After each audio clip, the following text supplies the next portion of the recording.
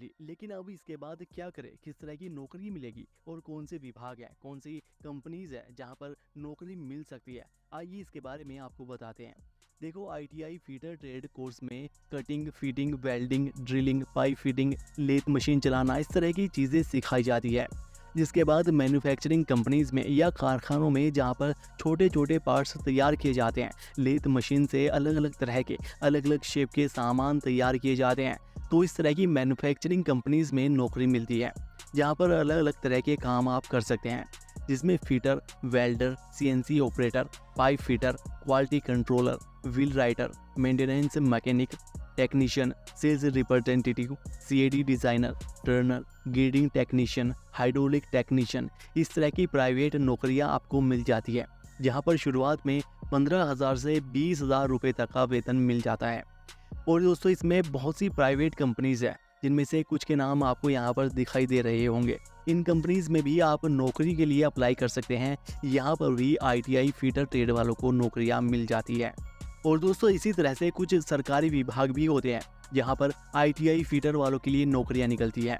वहाँ पर fitter, technician, mechanic, इस तरह के पद रहते हैं, जिनमें से रेलवे, इंडियन नेवी, डीआरडीओ, बिजली विभाग, पीडब्ल्यूडी, इस तरह के बहुत से सरकारी विभाग हैं जिनमें आईटीआई फीटर ट्रेड वालों को नौकरियां मिल जाती है। वहां पर जब भी वैकेंसी निकलती है तो आप अप्लाई कर सकते हैं। इसके साथ ही दोस्तों, यहां पर ध्यान रखिएगा कि सरकारी विभाग में अप्लाई करने के लिए आईटीआई फीटर ट्रेड के साथ साथ 12th पास होना भी ज़रूरी होता है, तभी आप सरकारी विभाग में नौकरी के लिए अप्लाई कर पाएंगे। सरकारी विभाग में वेतन भी 25,000 से 35,000 रुपये प्रति माह तक मिल जाता है।